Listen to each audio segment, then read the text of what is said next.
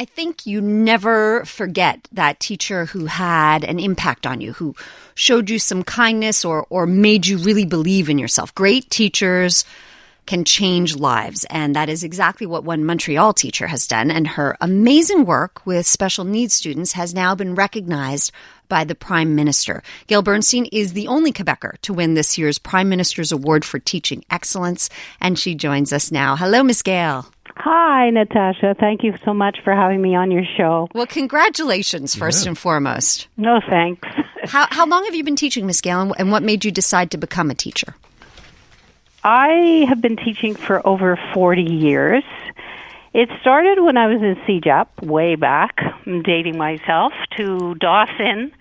And I took a course in psychology, and we had to do a stage. And when I heard that they had a stage available at the Douglas Hospital, I said, that's where I'm going. And that just made me love this field. So from there, I ended up finishing my degrees in Ottawa and came back to Montreal and was offered a job at the Douglas Hospital and just really fell in love with the field and the students, and just a dream come true. I bet you've seen an awful lot of changes in the education system in your 40 years of teaching. Oh, yes. I definitely have. What stands out to you as, are there things that we're doing better now and things that we're doing worse? We're always improving, that's for sure. And technology, for my students especially, has taken a giant leap. I've had visually impaired students, hearing impaired students, physically impaired students, and technology now, compared to when I was growing up, maybe Aaron could relate to this, typewriters. And no cell phones, no computers. So what our students have right now is their lifeline, to communicate with people with text-to-speech and speech-to-text and talking calculators and smart boards. That, to me, has made a huge difference in education. And the professional development and more people aware, of course, of special needs. So those are the improvements. Isn't that interesting, though? You talk about those developments, right? And for some of us, we look at those and go, "Oh, we hate those. We're kind of we're married to them far too much, and we spend too much time on them." Yet, for kids with special needs, for people that you work with, they're, as you just described, they're huge advancements.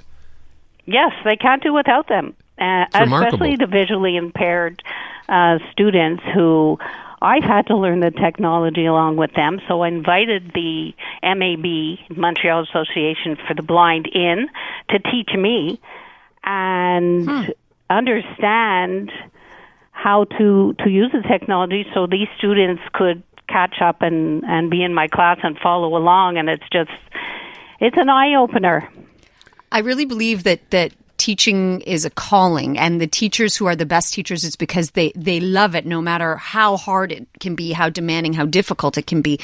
So, Ms. GAIL, I'm wondering, I'm sure you've had some very hard days in your career. On those hardest days, what has kept you going? My students are a joy. Hard days might be more, I don't even consider my days difficult. I mean, the pandemic was a whole other experience, but I really took a positive outlook on that, because when my students had to stay at home the first wave from March to June, we stepped it up. We uploaded pictures every day because we were on a platform every day anyway where I took photographs of the students all day long, and they didn't go home and say, guess what I did today at school. Typical teenagers, but also with no communication challenges, and their parents were wondering, what are they doing at school? So we had a Facebook type of platform, and every day the parents would get pictures, and they would be able to have authentic conversations with their children. And the next morning we would all look at this page, and the parents liked it and made comments, bravo, and the smiles on both sides, parents and students, was amazing. And I got the opportunity to see them at home. I got to see them doing all the home life activities which I teach at school, but I never saw it in action. So I was seeing pictures of them folding laundry and giving their dogs a bath and exercising. It was just that's so great. Really, they welcomed me into the home. So it was actually, for me, it was a positive experience. I got to see them as a whole person, not just in the classroom. You're downplaying, I think, a little bit of what you do, and obviously you love your work and you love the people that you work with, but you just won an award. The Prime Minister's Award for Teaching Excellence, that's a pretty big deal, right? Yeah. So, I kind of feel like I have the imposter syndrome, which a lot of us did in Ottawa. We all said the same thing. Really, us, we have so many colleagues that deserve this recognition. And I hope being on the radio, I can encourage people. You don't have to be a colleague or a principal. Students have recognized their teachers and they've won this award. It could be a parent who you've changed their kid's life. They could make the nomination as well. So I hope more people make these nominations because it's a gift to a teacher. It really is a gift. And you've been a gift to your students, so congratulations to you again. I would have asked you what it was like to meet Justin Trudeau, but I'm not so sure that's all that important to the story. So.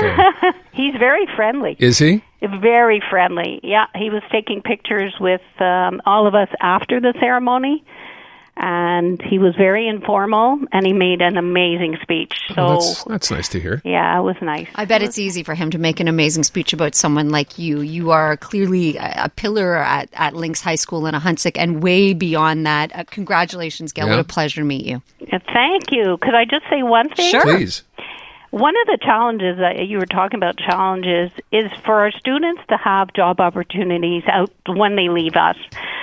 So I would just call out for anybody that they're wonderful, hardworking individuals who are always looking for an opportunity to work.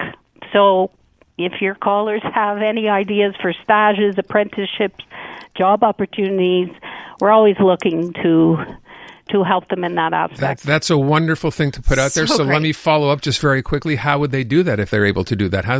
What's the best way to reach out? They can call our school at L.I.N.K.S, and we'll be more than happy. The teachers that tried to find them jobs would very happily take this information and interview. And if there's placements, we have great students. Terrific. They're wonderful.